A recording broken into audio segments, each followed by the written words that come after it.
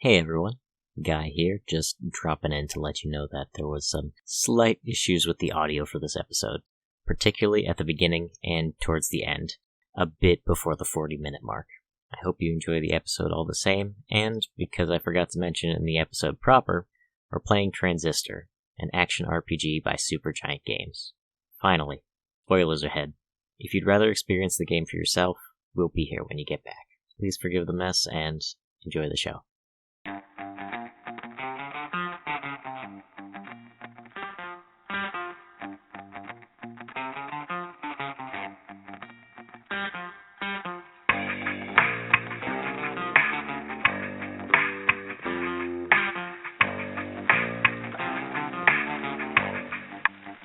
Disk space.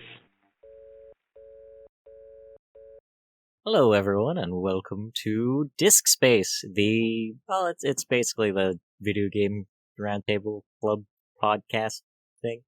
I need to really nail down what it is that this actually is at some point, but hey, you know what they say about podcasts in the first 2 episodes? They gotta suck.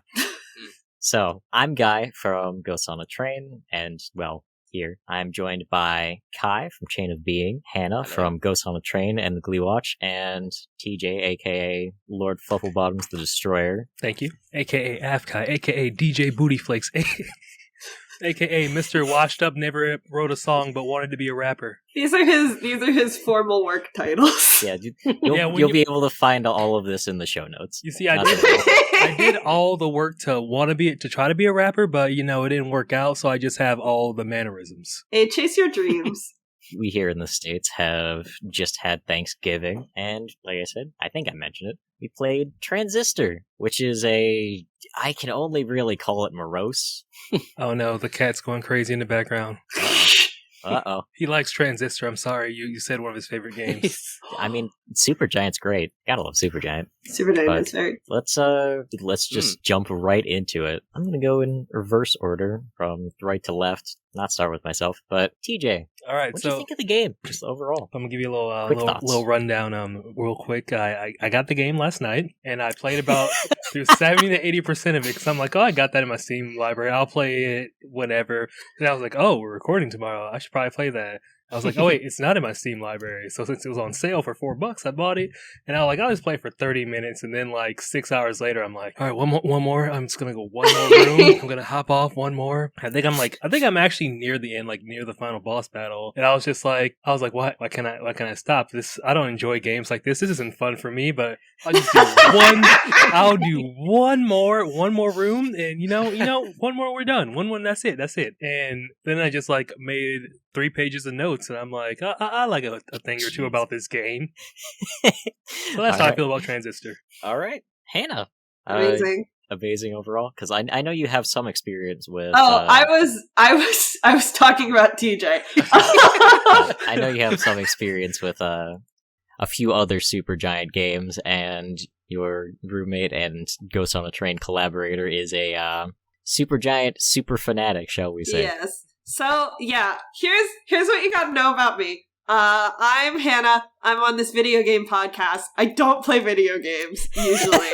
It is not a thing that I do regularly. It is the one nerdy thing that I have never gotten into, mostly because my hand-eye coordination is bottom of the barrel, and I'm bad at them. But when I do occasionally play video games, it is because my roommate and very good friend Greg, who was on last episode, physically sits me down and makes me. And he, as Guy said, just loves Supergiant, so he's been sort of dragging me through their catalog. But I did like this game a lot. I like the Supergiant games. I played 3-ish hours of it. I wanted to play more, but Thanksgiving plans. I got, I believe, to the second of 4 bosses, or that is what Greg said. And I had a lot of fun. It was very pretty, which I always like in a game, because even when I'm not doing well at it, I can kind of zone out and be like, ooh, nice art. I enjoyed the mechanics. There were some things that allowed it to be a little easier, which was nice. I had a good time. Right on. Last we get to Kai. Yeah, I definitely very, very much enjoyed this game. It's not normally my thing. I'm more of a shooter person. And I think I was coming from playing Doom Eternal and then simultaneous, not at the same time, almost like the same game, around really. the same time. Yeah, no. Yeah, I mean, essentially. Around the same time, and then Halo Infinite came out, so I've been playing that. So lots of very fast-paced kind of gameplay, and then going into Transistor, which you need a little bit of patience for, and especially with all the reading to understand what's going on. So I wasn't 100%, like, I very much enjoyed the actual, like, pressing the buttons and making things happen, but in terms of overall, like, knowing plot and, like, what specifically certain things did, I was a little bit lost. And also, like, just in terms of what my abilities physically did, I just kind of learnt by doing, which, you know, it's entirely my fault. That's not the game, like, you know, being constructed in a poor way. That's just my lack of attention span, because I, you know, have been melting my brain with Doom. But overall, it's not like there were any tutorials or anything. I feel like the only way to learn was by doing. Yeah, true. Let's start off right there with the opening of the game, because I really enjoyed the opening of just kind of throwing you into that space of... Cold opens are beautiful. Cold opens are great, but it just really threw you into that space of confusion and just, like, uncertainty. Things have happened and you're still kind of getting your feet, like, getting your bearings. And I really enjoyed that about the game. Do you guys have any thoughts about just sort of the opening? Any sort of, like, big moments that stuck out to you? You see, it took me just like a little while to realize, oh, hey, that's him. He's a sword. He's inside the sword. It took me like a while, and I'm like, that makes a lot of sense, seeing as we're picking up people. I'm like, oh, are we turning people into things? I like that, because I too want to be a thing. You heard it here first. TJ wants to be objectified. That's not what that word means. Oh, Christ. I'd love to be a sword. Yeah, I like that one. That's clever. My experience, I think, was a little different, just because I did have someone who had played the game before, like, watching over my shoulder and being like, you need to do this. Which was helpful, because I think the biggest thing about Transistor is, like Kai said, at no point did I know what was going on. I did enjoy it, but I was operating on vibes alone. I have no idea what the plot of this game was. The vibes are good. I feel the vibes are immaculate. I mean, there's a vibe mechanic in there. Yeah. They have a humming button. That's true. That was great. That was very pretty. But yes, no, at the beginning, I, like, opened up the game and I was, like, walking in a circle, and Greg was like, go pick up the sword. And I was like, what? And he was like, the sword, it's right there. And I was like, where? And, like, even being explicitly instructed, it took me an embarrassingly long time to be like, oh, that's the guy. Isn't he, like, asking you, like, the whole time? He's like, please come and pick me up. That makes a lot of sense. I play video games a lot, and I was just like, there's a lot to this game, and it all flowed for me. I'm used to, like, combining skills, and I just came from a game where you're combining different types of abilities. But I, like, got, like, about 2 or 3 hours in the game. I'm like, there's a lot going on. There's a lot going on. There's so much. But I was just, like, so engrossed. I was just in it. Kai, any thoughts on the opening? I think Supergiant games must have some kind of... I mean, this is true of just the entire game, but I don't know where their casting agency is, but they managed to find incredibly attractive voices for all of their all of their games. I mean, Hades has it to, you know, the nth degree, where it's like every single god is like, you know... But then with this, like, I didn't think that I would be attracted to a sword, but, you know, here we are. It's 2021, and Sword Boyfriend has a nice voice. that was incredible, like, just gorgeous. So I think that, like, yeah, that's all I have to say. I think just I was kind of like, the gameplay is something that I just don't really have a lot of experience with, but still I kind of got into it after a while. I think it kind of definitely throws you into things, which is quite nice. Yeah. So I had no choice but to get into it, really. But yeah, no, I think it was interesting. Not very eloquent, but, you know. I mean, like, this is a roundtable podcast. They're here to hear just, like, unfiltered thoughts. Oh, good, because I got a lot of them. Just walk around the game. I'm like, I can jump in the air and catch a sword? Ah! I was just dope. mad you couldn't do it in combat. I wanted there to be a mechanic where when you're doing the turn, like you're doing like the basic planning and pausing and everything, that you could put a flourish in the middle of it just to make it look extra cool. But you know what? Next time. They do let you do, there's like a salute mechanic in Pyre, so they kind of did do that next time. That was my biggest complaint about the game. That they wouldn't let you peacock enough? Yeah, basically. That's fair and valid. So I think this kind of rolls into one of the questions that Greg gave us, and that is, so this game was originally planned to have the roles reversed, where you would be playing as, the guy, and Red would be the one in the store, but as they were just sort of like working on the game, they found like the art for Red just like so compelling that she became the player character. Do you think the change to controlling Red is more meaningful, or do you think the experience would be kind of the same with the original roles? Well, you see, as a large black cis male, I think I really identify more with Red because I too feel beautiful and she is beautiful, so I was just like encaptured by her presence. Like every time you stop somewhere and there's just like a little art still of her, I'm just like, it just sets like the vibe so immaculately, and it just like makes it feel even better because this is like a scary, dark, like computer generated world, computer popping up world. And you're just like this beautiful, mute, but you can hum woman who just like going through this, slaying all these giant things with your boyfriend's sword. I'm like, this is unique. The biggest thing about this game is just really unique, and that's what I think Red is. She's just like something very unique in it. I have to agree. Hannah? Alright, so I do have thoughts, but first of all, is it a computer-generated world? I was really unclear about whether we were like, were we like in a computer, or was it just like a very like techno-human world? Like I wasn't entirely sure what the setup was. That's what I was thinking. The aesthetic was like very nice, but a little bit, I couldn't tell if it was like being sort of future cyberpunk, but also kind of steampunk as well. This gets kind of elaborated on with a lot of the side content, with the terminals kind of spread around. It's done very subtle, but the point is basically it's kind of a cyberpunk world where everything is just like super, super, super modular and digitized. Alright, interesting. And that leads to kind of the main conflict where everyone can kind of choose what it is that they want to have happen in the city, whether it's like the color of the sky, like who's most popular, etc., etc. I was reading all the terminals and I still didn't get that. Same. Again, it's very... Yeah. They don't draw a lot of attention to it, and you can very easily miss it. But the main conflict of the game is kind of invited by the villains deciding, hey, if everything is this modular and controlled, why aren't we the ones in charge that can control it? If everything's a canvas, why aren't we the painters? I think they use that metaphor.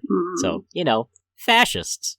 As someone who loves playing it fast and loose, I love the way they did that. The pacing of the game in general, just like, look, we're in it. That's how it starts out. You're just going through it. It's like, yeah, you might learn some stuff on the way, but we're going. We're gone. Oh, yeah. Hannah, what'd you think about Red? I like Red a lot. So, yeah, I didn't know when I played it that they had made that switch. And it got me thinking a lot about narrative power and, fridged woman stereotypes. Absolutely. Because, I remember when I was playing the game, I was initially, a little miffed that Red didn't have a voice before they, explained why. And then I was like, oh, okay. I was kind of like, of course the sword's doing all the talking. I don't know. She was beautiful. I always love. I am a big old lesbian, and I love being able to look at a beautiful woman. There was an interesting, she didn't get to be too much of a character because she just didn't get to speak. She was mute, and there was really no other way for her to express herself. And so, in that way, the sword boyfriend got to be a lot more of a person because he had, a personality and he was speaking. But then I thought about if they had switched it, and there's, sword boyfriend is also very much like a sword. He is no longer a person. He's a tool that Red is using, even as he is someone who can speak. And he really is, around to advance her story. And I was like, so that would have had implications of its own. And I really didn't come to a solid conclusion on this. I didn't settle on like which way I would have enjoyed more. I do know I enjoyed it the way it is. And I just think it's really interesting that they both inhabit certain tropes of like a fridged partner. They're both the fridged partner, and I think that's like really, really interesting. Absolutely. Just kind of expanding on that.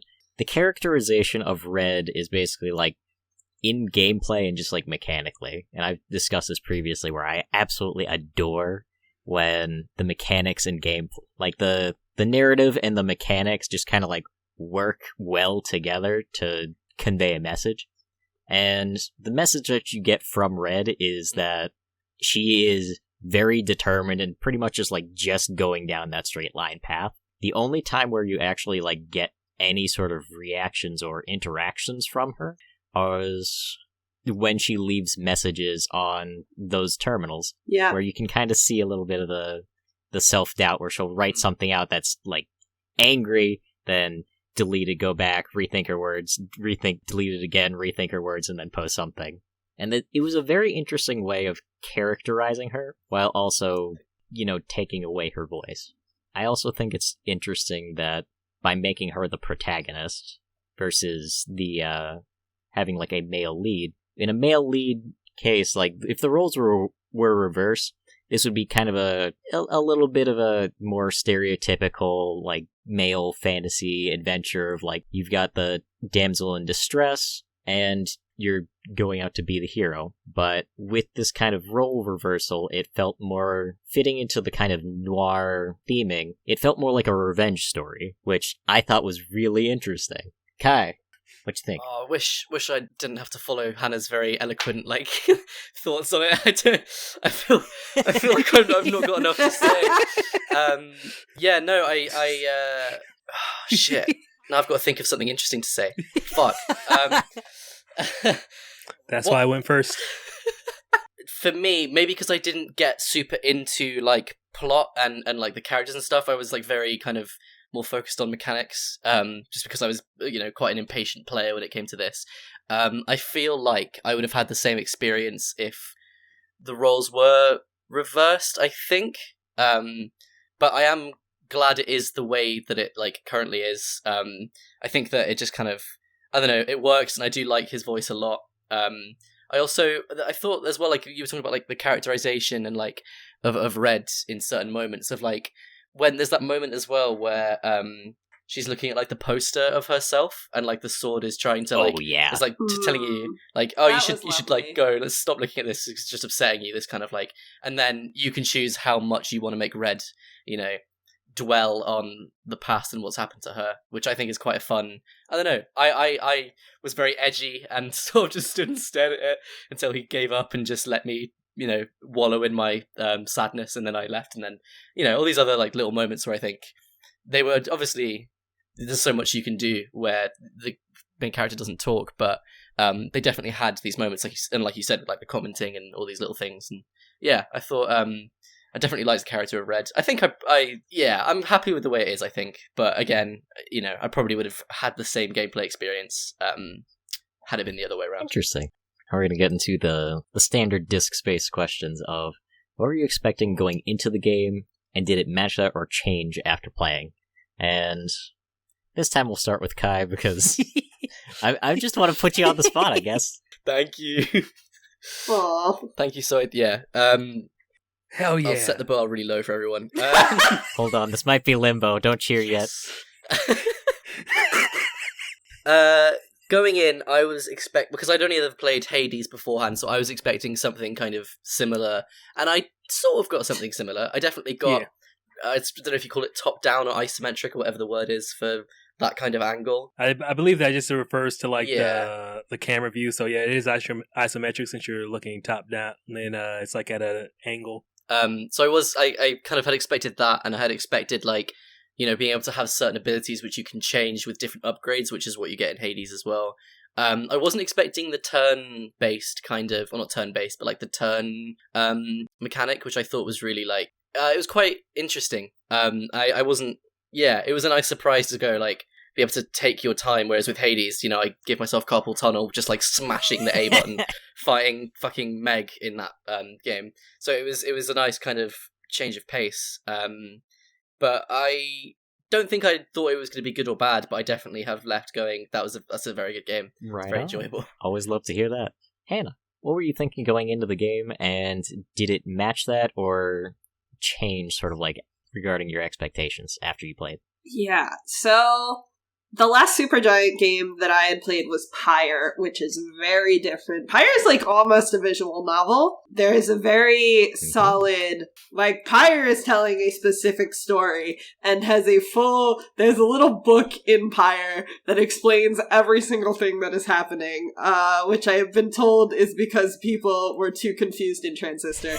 And yeah, I've never played Hades, but my understanding of it was that there was a pretty solid story there as well. So I think the most unexpected thing that I got out of this was just, like, I wasn't expecting it to be as amorphous as it was. Like, it really was, like, you just kind of run around and smash things without really knowing why you're doing it, and you can get stuff from the terminals, and you can get stuff from reading the little profiles on the people that you collect and turn into giant swords.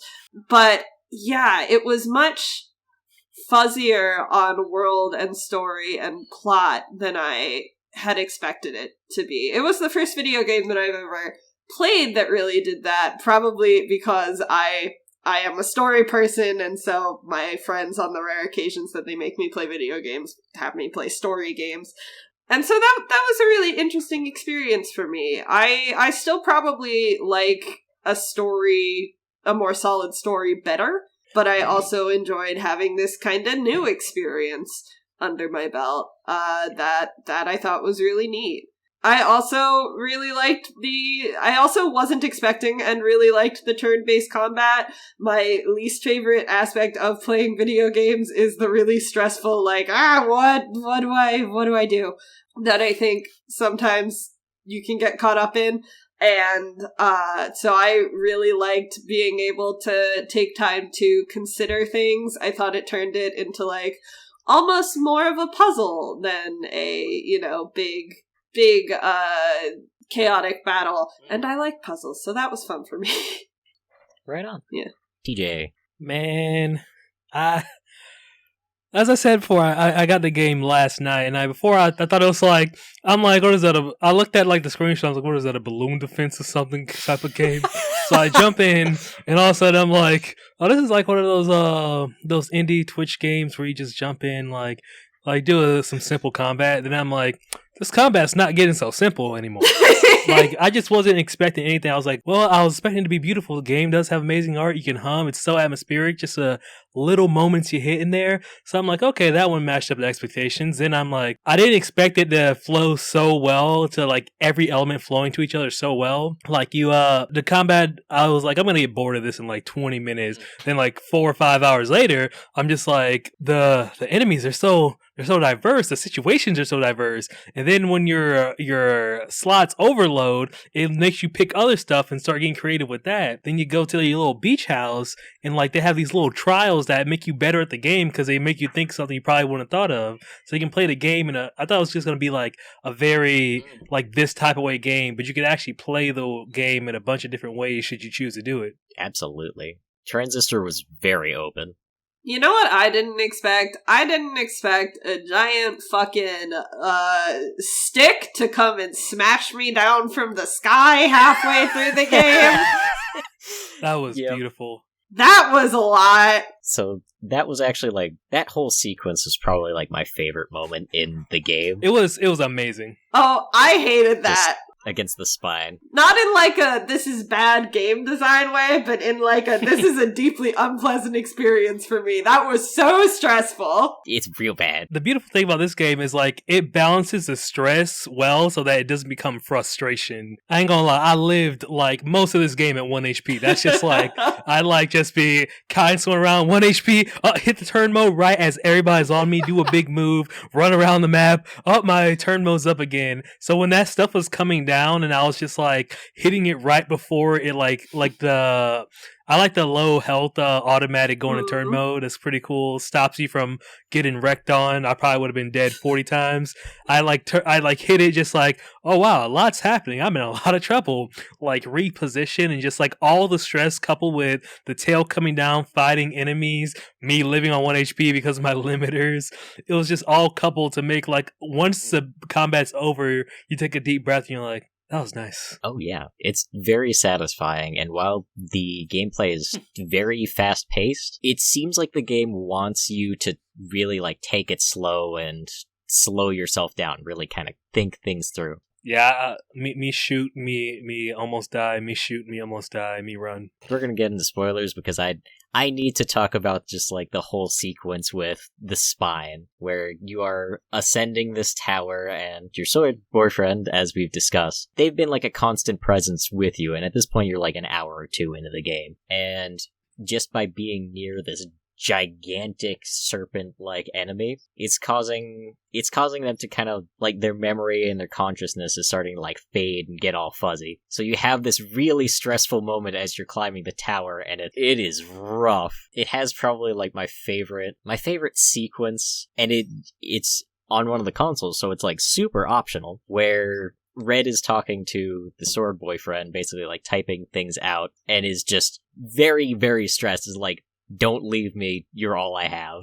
It is heart-wrenching. And when you finally take it down, it feels so good. Listen, as I said, this is a game where plot is so fuzzy and like characterization of Red even is a little fuzzy because it's all optional.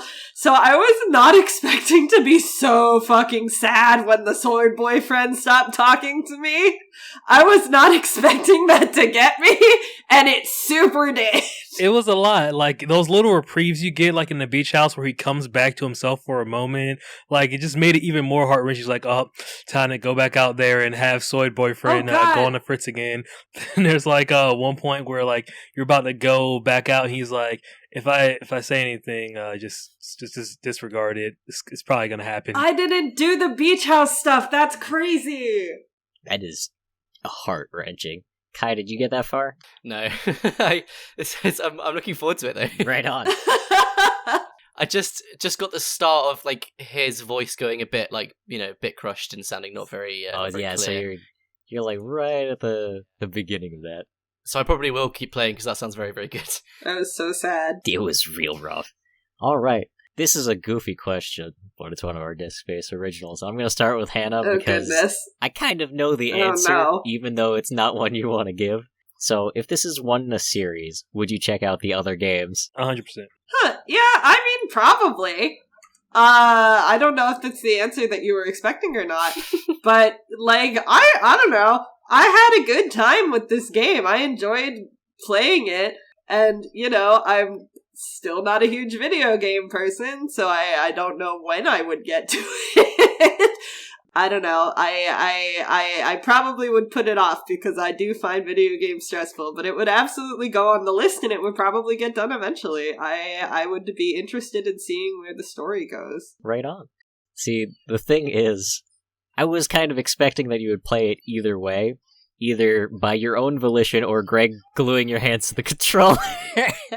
Oh yeah, okay. That's completely true. I don't think I would have a say in the matter. Greg would be like, there's a new Transistor game coming out, we're gonna play it.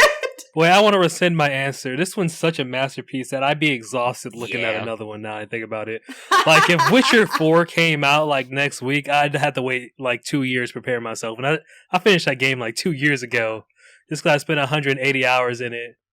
So, TJ, we got your answer to this one. Would you check out any of the other Supergiant games that kind of have the same kind of feel mood? I mean, obviously, I again am being forced to. Yes. So, but no, I like Supergiant. The couple games that I have played for them, I've both found enjoyable. I have thoughts on Pyre, so if we ever do a Pyre episode, I will absolutely come back for that one. Yeah, no, I like Supergiant a lot.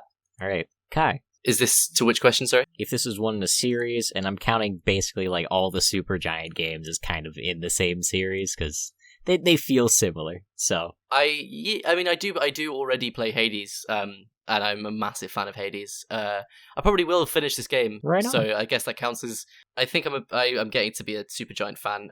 Don't know anything about Pyre, but maybe I'll check it out eventually. I'm really quite into Halo Infinite at the moment, so I think a lot of games are going to be sort of lower on the list until I'm I've exhausted that sort of pool of fun.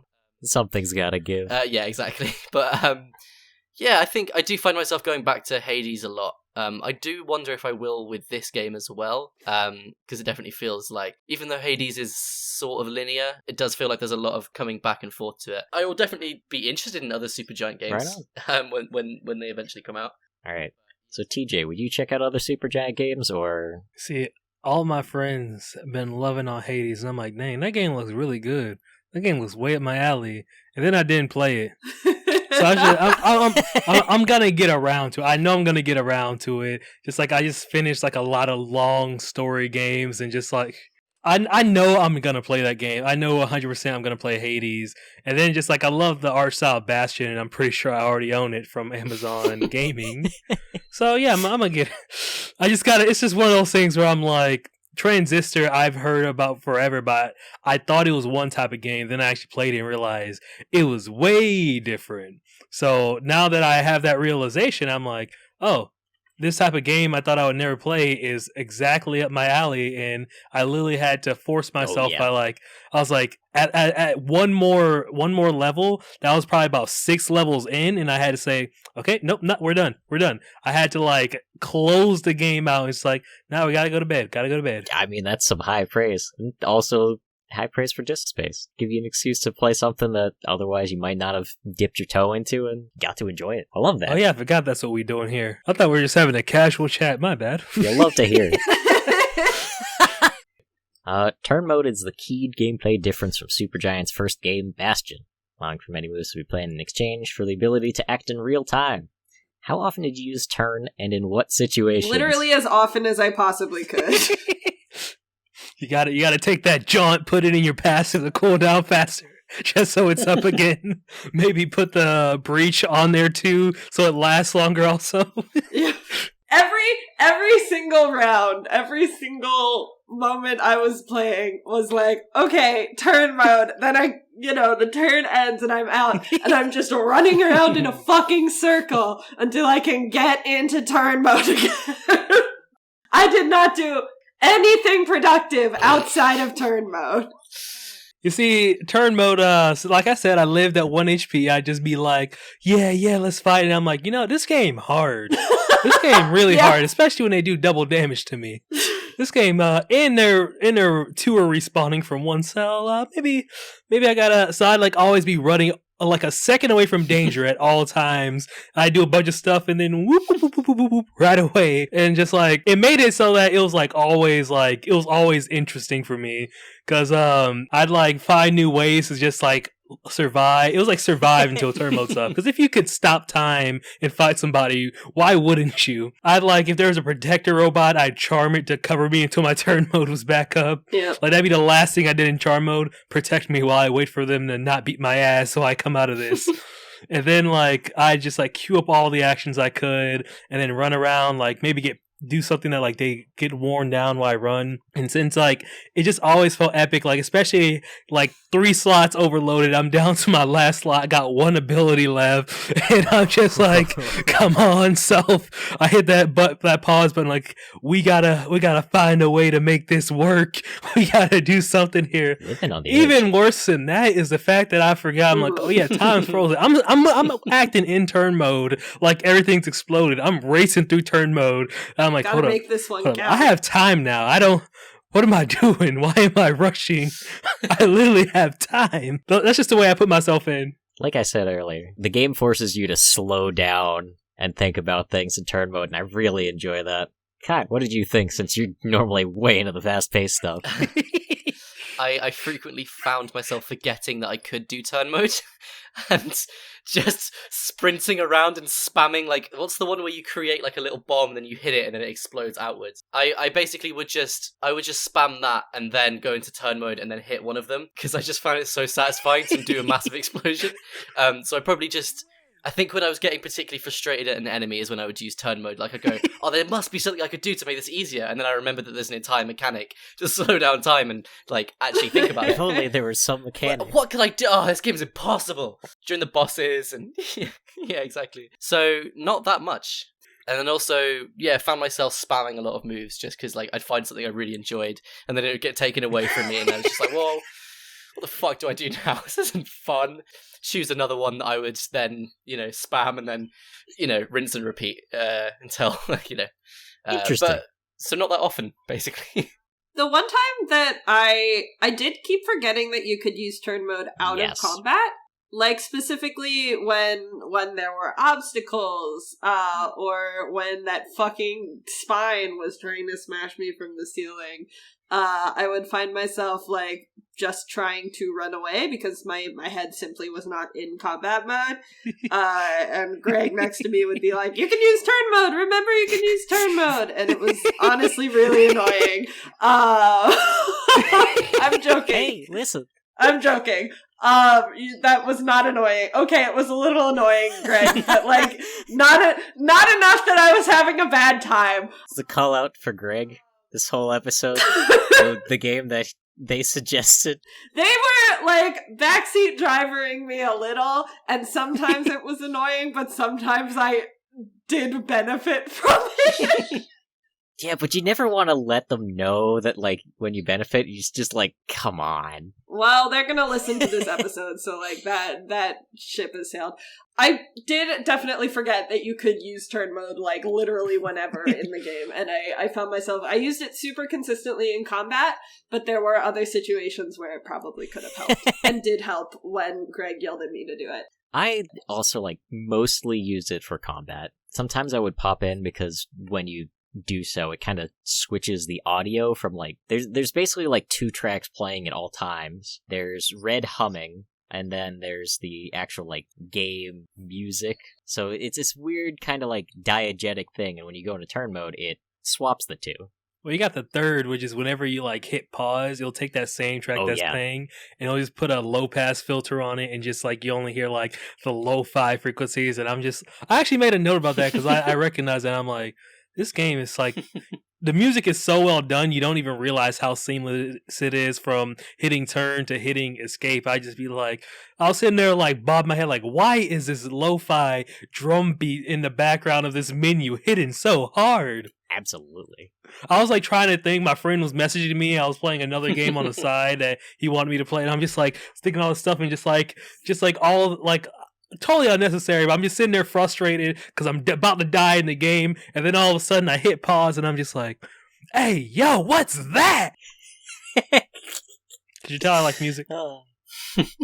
Just a little bit. It's good. The music is impeccable. Mm-hmm. The sound design of this game is, like, impeccable, Beautiful. I gotta say. Oh yeah, I thought, like, it was getting 2 a.m. I was really sleepy, and I'm just, like, walking through this, like, place after I just had a boss fight, and, like, the little mushrooms that shout into the, like, the obstacles, like, I was walking through them, and the frequencies, it sounded like someone was going, I was, like, looking around my room, sleep deprived, with my light set to, like, low red, just like, what is it? I was like, my friend jumped in Discord. I'm like, was that you? He's like, bro, I haven't talked in 30 minutes. And I'm just like, something's calling my name. And then just, like, I realized it was the sword dragging on the ground and hearing, like, the low frequencies of, like, it destroying those mushrooms. And I was just like, okay, we're good. We're fine. Not your usual moment in a video game, but that was just me with my headphones on, just like, who's saying that? It's quite unique. Audio good. Vibes impeccable. Yeah, very good. What was the moment that stuck with you most narratively? And which was the moment that stuck with you most in gameplay? Well, for the purposes of the podcast, I won't say the spine, because that was probably the best moment in a video game I've had in a long time. Yeah, I mean, you can. But narratively, It was kind of just like a mix. It was like a combination because, like I said, the game flows from one part to the other really like seamlessly.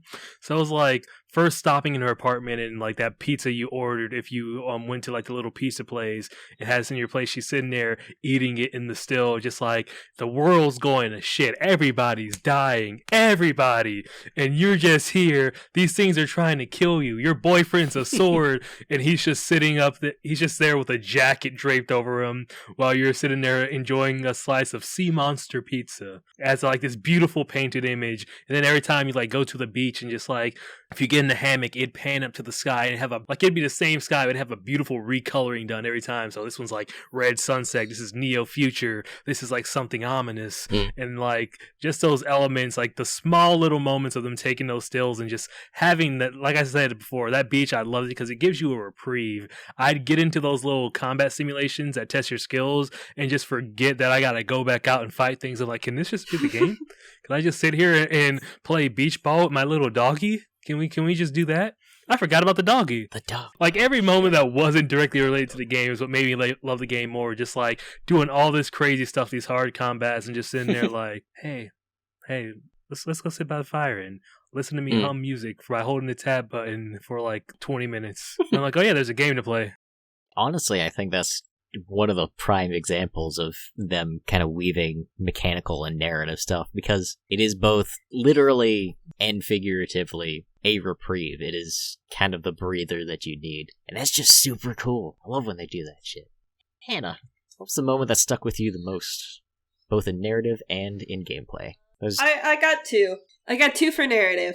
The first was when we arrive at that stage, and there's like a microphone set up in front, and Red goes to stand near it, and we like fade out of the game for a whole few minutes and just kind of see Red as the singer that she was.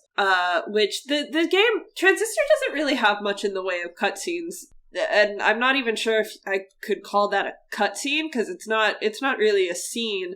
It's just Red singing for the most part. But it was the first time in the game that I really got a sense of who this woman that we're playing at is and what she's lost. And that hit me really hard. And I think for all that I said, Red doesn't get a lot of characterization, which I think is true, because a lot of it is optional or difficult to put together, and she's simply silent through most of the game. The little moments that we have, I think, that show us more about her and her past really do a lot of work and hit really hard, and infuse the whole situation with a lot of tragedy, in a really nice way. And the second, in a similar vein, is definitely just like the whole bit, as we discussed before, when Sword Boyfriend stops being able to talk. His voice actor just does an excellent job sounding, even through like the slurring, scared and sad. And it's so heart-wrenching. And it's so, like, it really gets you invested in the romance of it, which is a strange thing, because it's literally, like, the guy's a fucking sword. But he and Red both seem, like, so scared to lose each other and to be alone. And it is, again, just really, really heart-wrenching. And so, even as this game doesn't have a ton of narrative, at least not in, like, the main parts of it, and even though it is, like, deeply confusing what's going on, and we're not entirely sure what kind of world we're set in and all that, there is a lot of heart in it, and there's a lot of heart in these two main characters. So that was really nice. And I think gameplay-wise, probably the one that stuck with me most. This is a little cheating, but I think probably the one that stuck with me most was the fight with Zwiebel, which is the first kind of boss fight. Because that is the first fight where I, in my gameplay, got down to 0 and, like, lost an ability. Which is not something that you, like, know is going to happen. There's, like, you have a health bar, and you don't really know what happens when you hit the end of the health bar.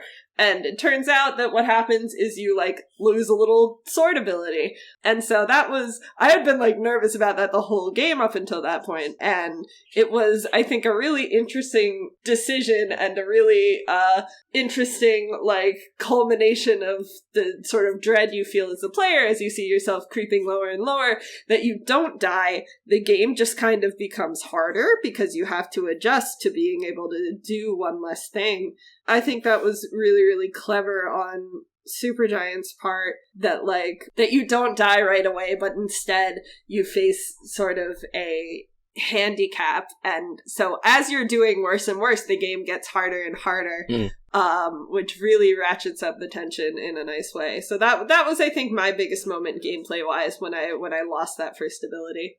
Kai. Yeah, like, I mean, again, narrative, I've not played all of the games, so I don't think I have a great sample size to choose from. But I do think that, like I mentioned earlier, like staring at the poster and having the sort of...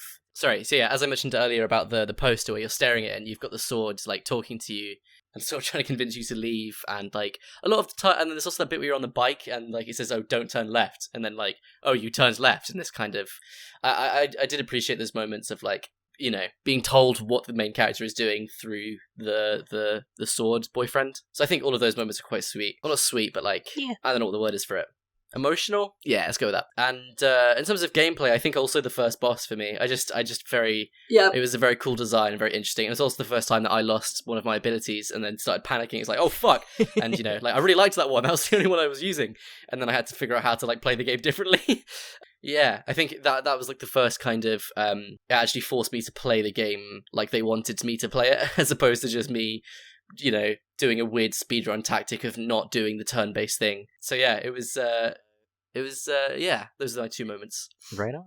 So both of my moments, because I'd rather not retread this ground, but both of the moments that kind of really stick out to me and I remember. One of which happened accidentally, the other one is the final boss fight in the beginning of that. And so, in kind of the final section of the game, you actually have to retread your ground, and everything has been processed. And you go back through the auditorium, and there's a bunch of the enemies that you've been fighting up until that point, like, more than you can possibly count. And they're just sitting there watching you. And... purely, like, accidentally, I think mostly, like, to make myself feel better, I hit the hum button, and they all started reacting to it, like, positively. Like, they were the audience listening and, like, interacting with what I was doing, and it was not something I expected. That's cool.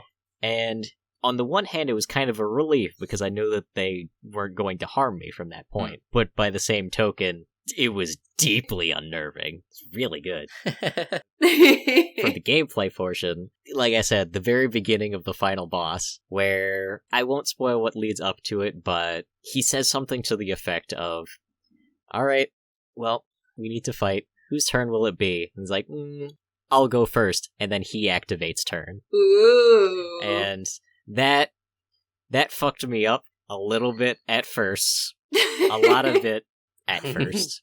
And then I realized, oh wait, I can just do all of the annoying things that the enemies did to me up until now against him. And I absolutely just fucking pounded him into the ground after that. Amazing. Very satisfying. But that was Transistor. Final thoughts, final comments, anything that we didn't get to cover. Good game. Good game. Fun game. Good sound, good music. Enjoyable. Yeah, I had fun. Like, yeah, works absolutely.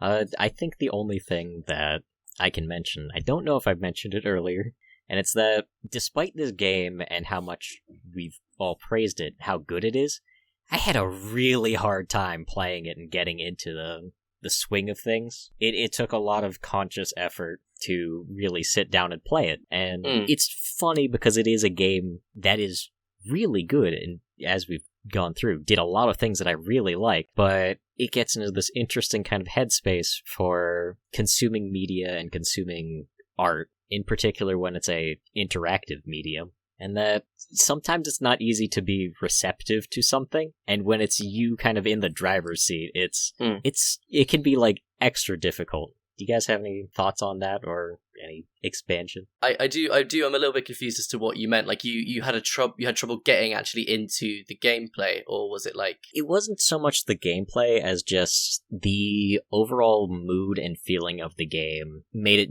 very difficult for me to like want to play it. Okay. Once I was actually like in it and experiencing it, I was kind of able to push myself through it. But I see. Yeah. It's kind of like going to a art museum in a bad mood. You're not really going to get the experience that you want. Yeah, true. I literally never want to play video games, even the ones I enjoy. Every video game I have played is a result of Greg being like, Hannah, Hannah,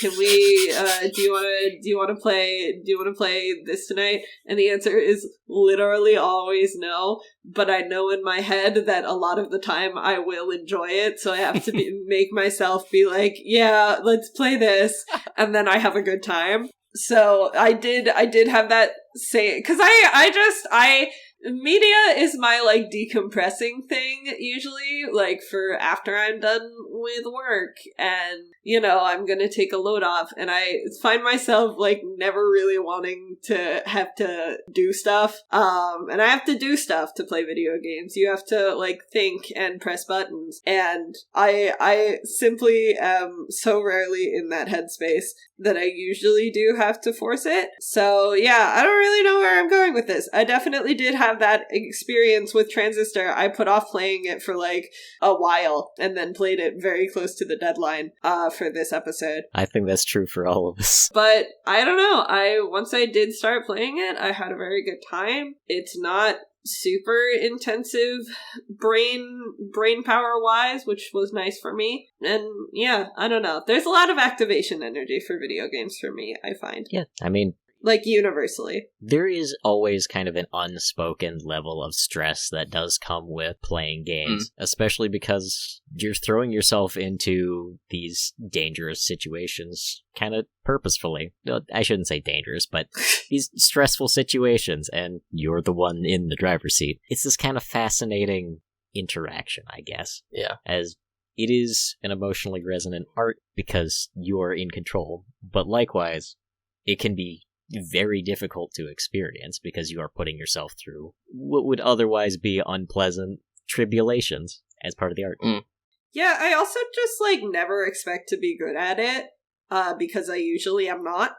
So it's all, I always am like, I'm gonna die. I'm gonna have to watch myself die 3 times tonight, and that's never pleasant. And then I usually like don't actually, because I have a bad brain and I catastrophize. But like, I don't know, video games are wild, fam. Video games are wild.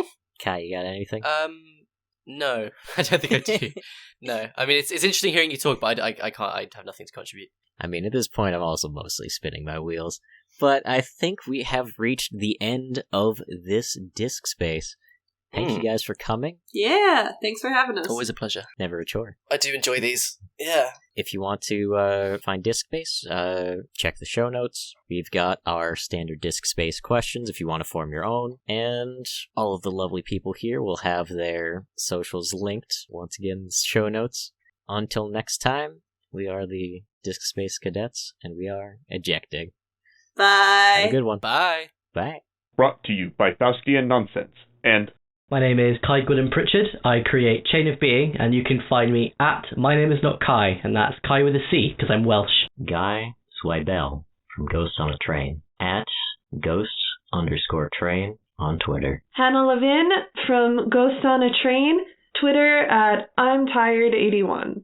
It's your boy DJ Bootyflakes, aka Afkai, aka LordFlufflebottomsTheDestroyer. Find me at TJizzleII or Afkai on socials. Thank you for playing. Thank you for playing. Thank you for playing.